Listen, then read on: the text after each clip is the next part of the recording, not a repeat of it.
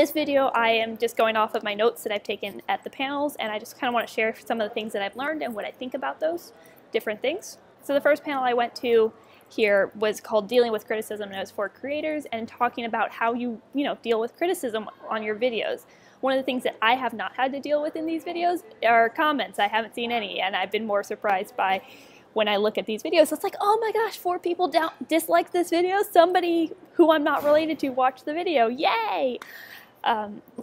So dealing with criticism isn't something I've personally dealt with yet, but I was still interested to hear what they had to say.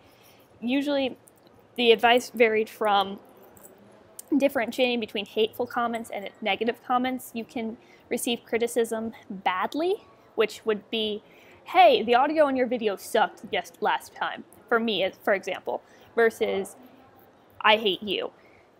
And there's a difference. There's that difference between this was something that was more helpful and constructive and I can learn something from the criticism, whereas hate is just hate and you don't have to engage with that. A lot of what I've heard so far is about embracing who you are, accepting who you are as an authentic self, and going forward regardless. It doesn't matter what other people think as long as you are creating content that you love.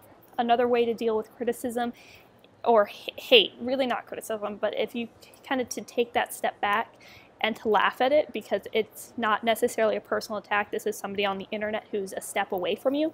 So you can say, I don't know this person, it's not personal, and it's just criticism. And also sometimes the criticism apparently can become very absurd and well thought out. So if somebody is criticizing your video and they go on about a paragraph about why you're wrong, that required some thought. So some of the panelists took that as a positive thing, that people were engaging with their content. Also, a great way to approach criticism is to remind people that you're human too.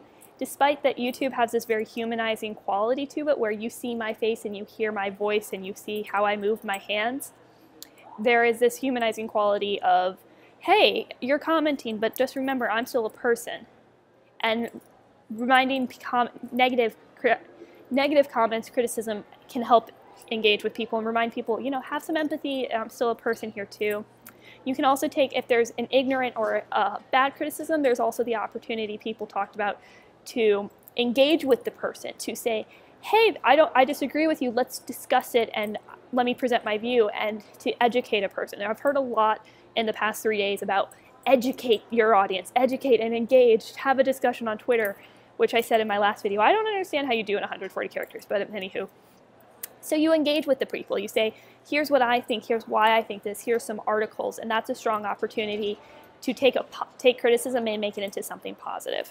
Also at this Dealing with Criticism panel, there was a lot of discussion about how to make sure you have a support network, reaching out to other content creators, whether on YouTube, to your friends, your family.